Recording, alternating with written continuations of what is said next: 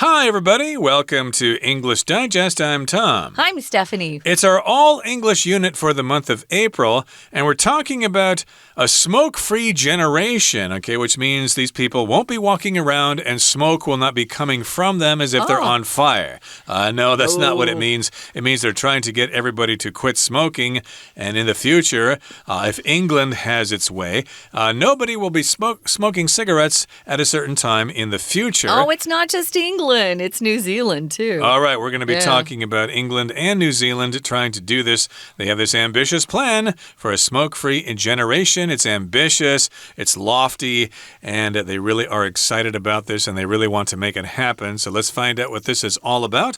Let's listen carefully to our article read in its entirety. All around the world, countries are pushing for greater tobacco control. New Zealand enacted pioneering legislation in 2022 to ensure the forthcoming generation can never legally purchase cigarettes. Meanwhile, England set a target in 2019 to become smoke-free by 2030. Unfortunately, government analysis shows this target won't be achieved at the current rate of progress. So Prime Minister Rishi Sunak articulated an ambitious plan to get back on track during his party's annual convention in October 2023. Central to his strategy is progressively raising the legal age for purchasing cigarettes, with the ultimate aim of ensuring that those born on or after January 1, 2009 will never hold the legal right to procure tobacco. Smoking remains a primary driver of preventable disease and accounts for around 1 in 4 UK cancer deaths. Sunak's objective is straightforward: preventing individuals from taking up smoking in the first place. Should access to tobacco for the younger generation be diminished, their long-term health should witness a substantial improvement.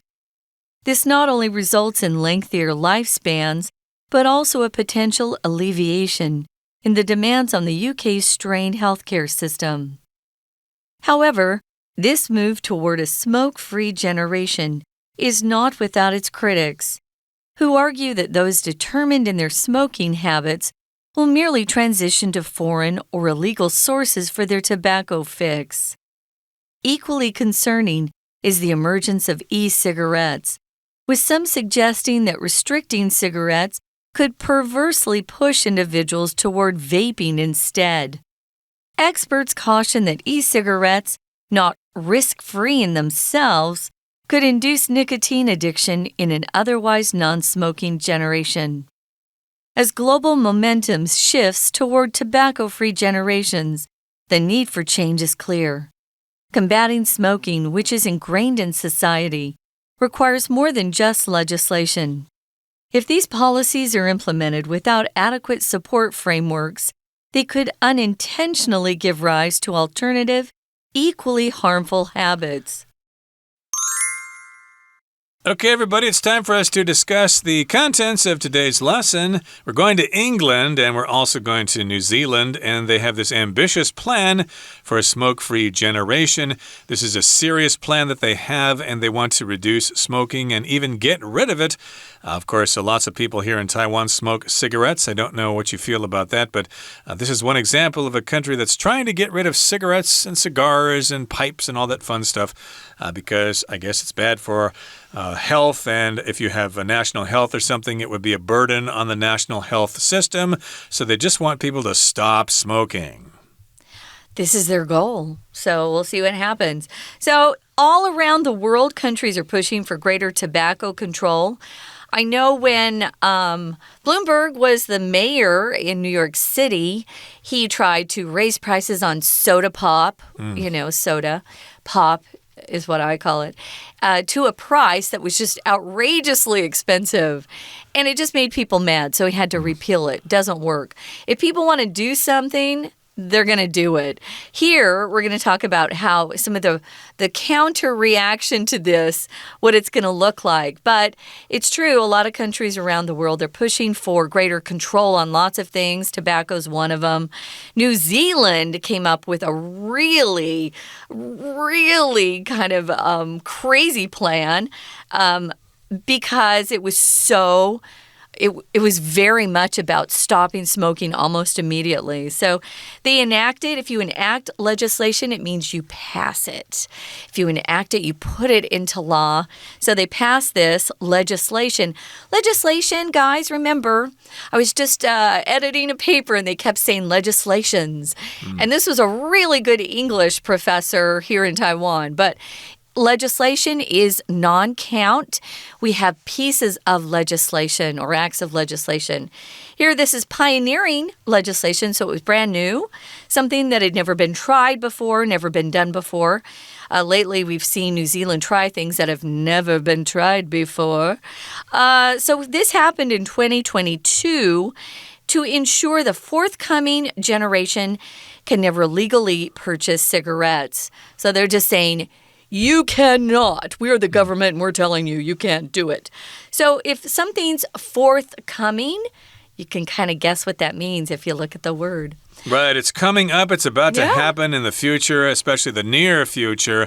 And this would be the next generation or generations following the next generation. And they want to make it guaranteed that they can never legally purchase cigarettes. They're trying to control this substance like they control other kinds of drugs and narcotics and things like that.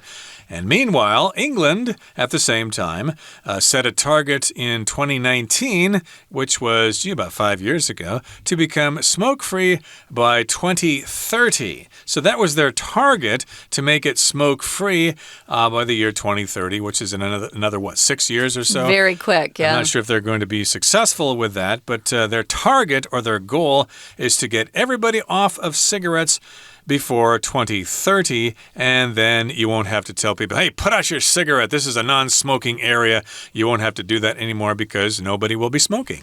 You'll often see in English, we'll do things like this, guys. We'll take a word and then add free at the end. Or you'll see, something free zone or area. Zone just means a particular district. So drug-free zone, gun-free zone, smoke-free zone. You'll see that a lot in English. So that's their hope. They set a target. If you set a target, it's kind of what you're aiming for, right? That's your goal. So moving on to the next paragraph. Unfortunately, government analysis, this is analysis done by the government there, shows this target won't be achieved at the current rate of progress. So you measure things by how fast or slow something goes. And here they're saying, the progress is very slow on this. I'm not sure we're going to reach our target.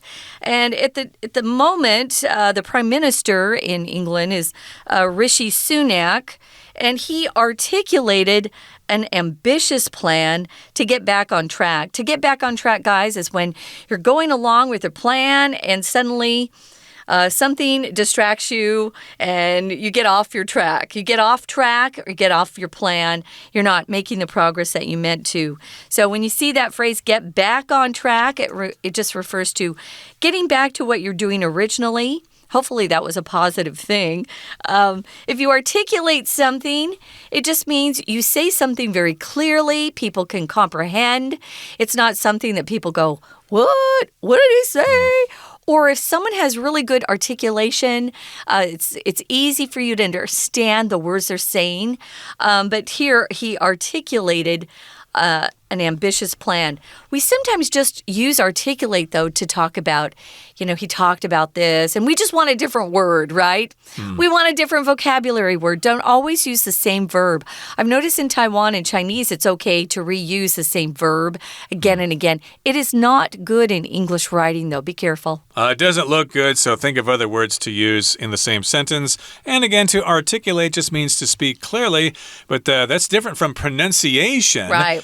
pronunciation just means you speak clearly and you make sure everybody understands all your vowels and consonants. In singing, we talk about articulate the vowel, so it does sometimes mean pronunciation, or her articulation is very clear. So we do use it in some areas, especially in music. But here it just said he spoke about this ambitious plan to get back on track, to return to their original goal, and they want to reach this goal by October of he didn't say that was the goal. He said, or he articulated this plan in October 2023. Their goal, of course, is 2030. Now, central to his strategy or his plan is progressively raising the legal age for purchasing cigarettes, with the ultimate aim of ensuring that those born on or after January 1st, 2009 will never hold the legal right to procure tobacco. So, of course, this is a process here. It's progressively raising the legal age for purchasing cigarettes. It might be, 16 now, and he's going to raise it to 18, and then 19, then 20, eventually up to 30, up to 40, then 80 years old, and then you have to be 100 years old to buy cigarettes or whatever, which I guess is okay for people that old. Yeah, if you live to 100, you can buy whatever you want. Exactly. You probably deserve to do that. I've been looking forward to that myself. When I get old, I'd like to start smoking again. It was kind of fun when I smoked before I quit 20 years ago. It doesn't kill everybody, you know. Right. But in any case here, that's their plan, and they've got this ultimate goal. It's the goal they have at the end. That's what ultimate means. They want to ensure that those born on or after January 1st of 2009 will never hold the right to get or procure tobacco. That's what procure means, to obtain something, to get something. Right. So ultimate, too, can also mean being the best or the most extreme example of something. That's the ultimate steak. If you can go and get, what's it called in Kobe beef? Yeah, Kobe beef in Japan. That's the ultimate steak. There is no better steak because they really just take care of those cows. Those cows do nothing but just eat grass and just relax all day. So they've got a lot of fat in them, which makes the steak tasty.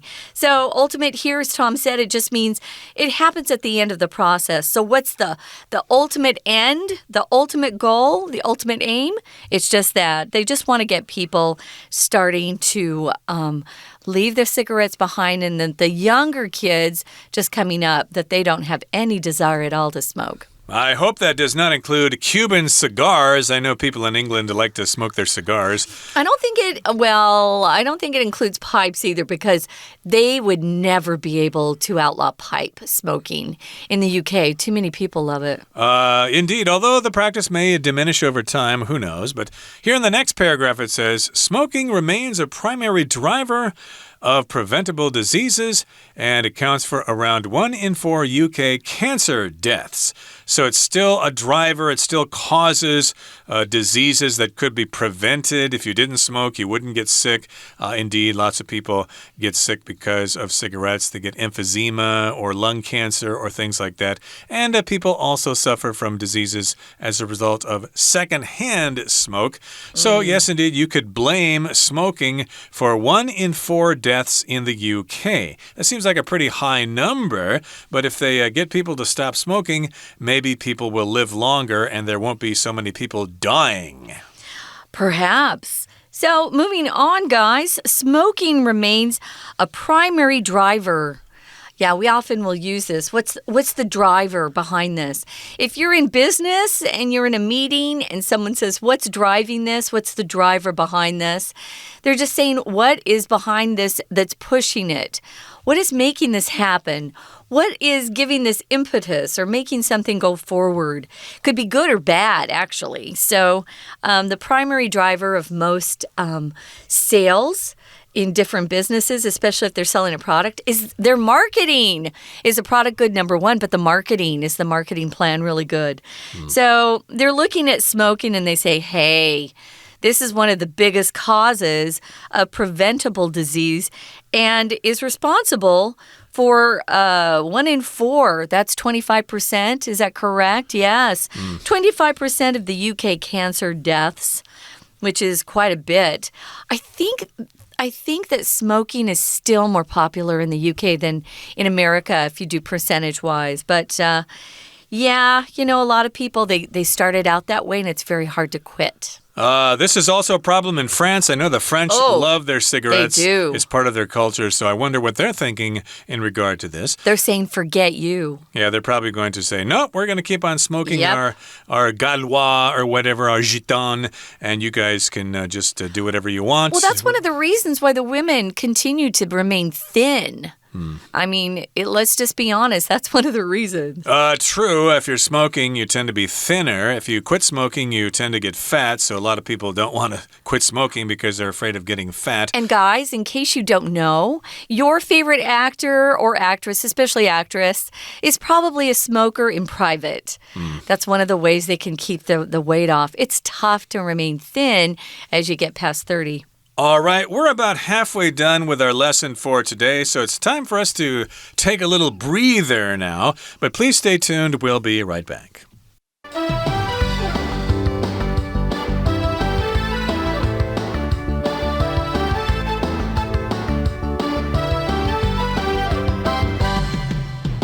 Welcome back, guys. It's our all English unit. It's also our news digest. So we're talking about a piece of news here. England's ambitious plan for a smoke-free generation.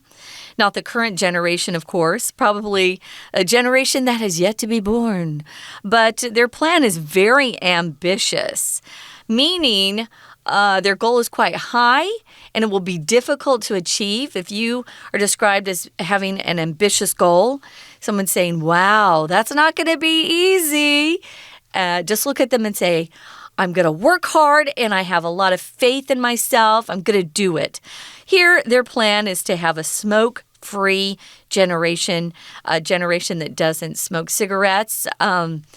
We don't know if it includes cigars, which are quite popular as well, and pipes, which are very popular in England.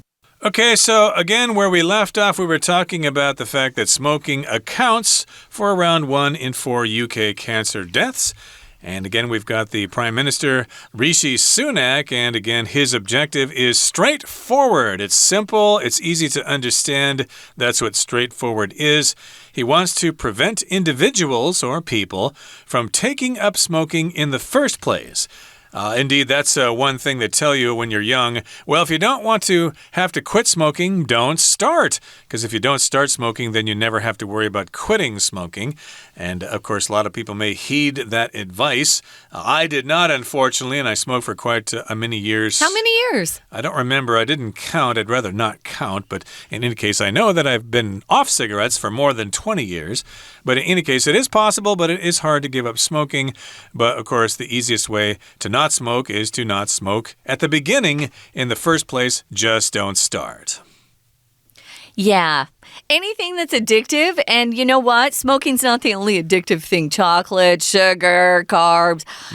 Lots of things can be addictive based on your personality as well. So, yeah, if you just don't start, then you don't have to stop. I have some friends who were smokers, and to try to get off smoking was difficult for them, especially because smoking was also a way to socialize. So if they were with their friends and all their friends smoke, they want to smoke, it's relaxing, all this stuff. But, yeah, it is something that they're working towards, at least in England. So he wants to ensure that those that were born or that are born on or after January 1st, 2009 will never hold the legal right to procure tobacco. Well, if he says tobacco, Tom, that would include pipes and cigars. So, yeah, I'm not sure how successful that's going to be. One of the things, and I am not a smoker, I am anti-smoking, but I am pro-freedom, so I don't agree with this policy. There are worse policies out there that they need to be fixing before this one. Well, that's still his objective, is to get people to completely quit and not let them have the legal right. It would become illegal. They would be committing a crime if they were to get their hands on tobacco at some point. If you were born after that date, I'm sure there are smokers out there thinking, whew, I'm so glad I'm older. Anyway, what they're going to do is just take away access. So should access to tobacco for the younger generation be diminished, Diminishing something means to decrease it, so there's not as much going around. Maybe your food supply at home is diminishing, or your savings is diminishing because things are just costing too much these days.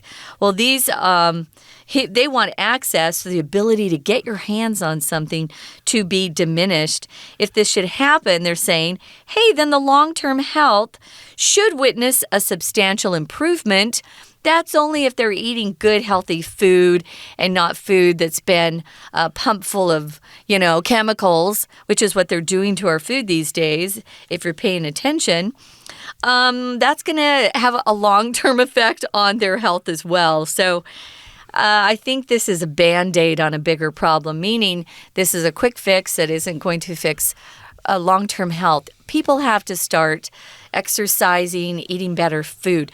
But even more than exercise, you have to eat good, natural food. Exactly, but of course, a lot of people just love those tasty potato chips and chocolate and things like that, and pie and cake and things like that. Yeah. Oh, they're just so tasty.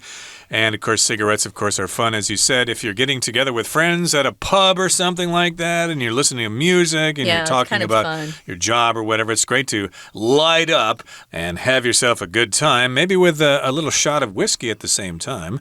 Don't drive if you do that. We do not encourage drinking on our show, though. We do not, but people do it. And this not only results in lengthier lifespans, but also a potential alleviation in the demands on the UK's strained healthcare system. So we've got a couple of advantages here, and we're using that not only but also pattern. It not only results in lengthier lifespans, but also can alleviate the demands on the healthcare system. So to result in just means it causes something to happen, and it will result in or lead to lengthier lifespans. Lengthier just means longer. People can live longer. That's what your lifespan is, how long you're supposed to live. And it could also alleviate the demands on the healthcare system. Now, to alleviate, that's the verb. That just means to lessen the intensity of something. Oh, I've got a terrible headache. I'm going to take some aspirin to alleviate my pain. To make it less and less, ideally to make it go away, but sometimes alleviation is all you can expect. Just make it less intense, and that's the verb to alleviate, and the noun is alleviation. So they want to have alleviation in the demands on the healthcare system, because if we have fewer sick people because of smoking, then the doctors and the nurses won't have to work so hard. Yeah, hopefully. So, however, it says this move toward a smoke-free generation is not without its critics. Critics are people that point out the flaws in something. Maybe it's a performance. They're a music critic or a movie critic. They can also point out the good things as well. But critics here refers mostly to negative things. These critics, and I'm a critic of this, they argue that those determined in their smoking habits will merely transition to foreign or illegal sources for their tobacco fix. So they'll go find what they need somewhere else. And it might be buying things that are coming from another country. Maybe they're trying to illegally buy things from abroad, or they go to France and get their cigarettes in France. It's so close. Or they turn to illegal sources, which could get them into trouble. They might be arrested. But they're talking about they'll go to other sources for their tobacco fix. Fix here just means some sort of addiction. So yeah, he needs it for his cocaine fix or his pot fix or whatever you're addicted to for their tobacco fix. Equally concerning, another issue that people are worried about is the emergence or the new emergence of e-cigarettes. They're not new so much anymore. They've been around for a while, with some suggesting that restricting cigarettes could perversely push individuals toward vaping instead. Vaping has turned out to not be healthy either, but our kids are turning to that because they think it looks cool. And, they're saying, well, at least I'm just not smoking cigarettes. It's not healthy either. Perverse just means it shows a very deliberate desire to behave in a way that's unacceptable or unreasonable. So they didn't mean for that to happen, by saying, oh, we don't want you smoking cigarettes. But what they did was actually unintentionally push kids, especially the younger generation, toward vaping instead. Right. Vaping, of course, is the e-cigarettes that are quite common. You see people using them all the time. And experts caution that e-cigarettes, not risk-free in themselves, could induce nicotine addiction in an otherwise non-smoking generation. So, yes, indeed, you're not really smoking if you're vaping, but, of course, the fluid that you buy for your vapors contains nicotine. I think you could also control the amount of nicotine in the fluid that you buy for your e-cigarettes. You can even get fluid that doesn't have any nicotine in it. But of course, if it does have nicotine in it, you can get addicted to that nicotine, and you need to have that fix if you're vaping or if you're smoking cigarettes. So it could induce nicotine addiction. To induce just means to cause something to happen. For example, high prices induced lots of people to go on strike. Or if you're pregnant and you're about to have your baby, sometimes you'll go to the hospital and doctors will give you something that will induce labor or get your body started in the process. So, yeah, it could induce nicotine addiction. Some people chew nicotine gum. Or they have a nicotine patch on their arm because they still need the nicotine. Well, that's how you quit. I used the gum to actually quit. It's called, I think it's called Nicorette. It's been many years. It's Nicorette. I'm sure there are other brands now, but some people, that was why they started, but I know a couple people who just chew it because they want the nicotine. Okay, that could happen indeed, and the same thing could happen with e-cigarettes or vaping. And so if you can't smoke, they may turn to vaping instead. Now, here in the final paragraph, it says, as global momentum shifts toward tobacco-free generations, the need for change is clear. So as it moves toward tobacco-free generations, while this is happening, we've got global momentum. These are shifts toward tobacco-free generations. Different groups of people, they want to gradually phase it out over time. We mentioned what's going on in England and in New Zealand, but of course this is probably occurring in other countries as well. We've got this momentum, which means something is moving. People are making a push for something, and there is this momentum. We often talk about momentum in a sports contest. If, for example, your team scores a goal or two in the first half, if you're playing soccer, they've got the momentum. Okay, the other team is on the defensive. They have to work harder to catch up. And if you're ahead, hey, you've got the momentum. Things are going your way. Yeah, you've got the wind behind your back. You're definitely in more of a winning position if you've got momentum. I'm afraid that this is just the first step in starting to ban a lot of things we like. Because right now they're talking about banning meat and banning dairy, banning farms. It's gotten a little crazy. So they should ban food so we don't get fat. Well, that's really what they're leading to. They think there are too many people on this planet. So, yeah, let's see where this goes. I'm not sure a lot of people will be happy with this. I'm seeing more people in the UK, at least, rebelling against some of these controls. So we'll see. It's going to require more than just legislation, though, if they really want to combat smoking or some of the other bad habits out there. If these policies are implemented without adequate support frameworks, you've got to have support, you've got to help people. You can't just cut off their supply of cigarettes or access to pipe tobacco or cigars. You've got to, help them if they really do want to quit. Because if you don't give those support frameworks, support groups, support from the government, maybe financially to help them, they could unintentionally, and this wasn't their intention, but it could just happen, this could give rise to alternative equally harmful habits. Give rise to is just means it could bring up other problems that they had not thought about or didn't want to happen. But it could. So we'll see what happens, guys. Stay tuned. The news is always interesting around the world. Right now, it's time for us to sign off. Thanks for joining us for our All English unit, and we hope you have a great, great day. This is Stephanie. I'm Tom. See ya. Goodbye.